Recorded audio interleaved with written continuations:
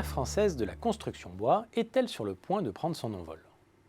La hausse de 6% par an de son chiffre d'affaires entre 2016 et 2018 apparaît en tout cas encourageante. Surtout, les projets de grands immeubles en bois se multiplient et ce matériau gagne du terrain dans la construction de locaux artisanaux et industriels.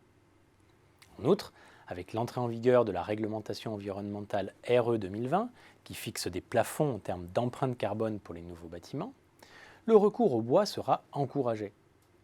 Le plan interministériel forêt-bois, présenté en octobre 2018, prévoit ainsi que 10% des constructions des établissements publics d'aménagement, les EPA, devront être en bois à partir de 2022. Toutefois, les obstacles à l'essor de la construction bois restent encore nombreux, à commencer par un manque structurel de compétitivité du bois vis-à-vis des autres matériaux, en lien avec la difficile mobilisation de la matière première en France. À cela s'ajoute un problème de structuration du secteur et de taille optimale des acteurs.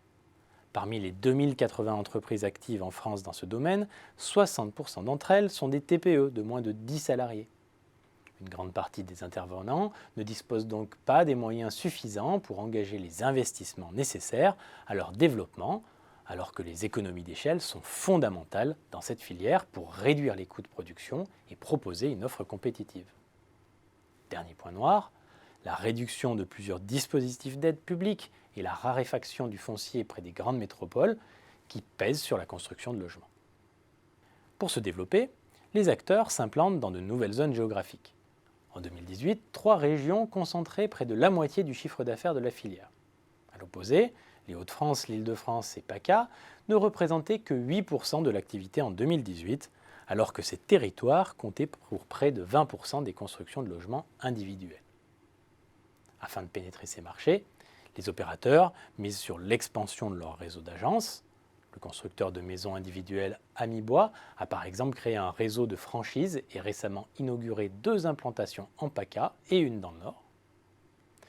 Le secteur doit aussi se démocratiser davantage, en visant notamment les segments d'entrée ou de milieu de gamme de la maison individuelle.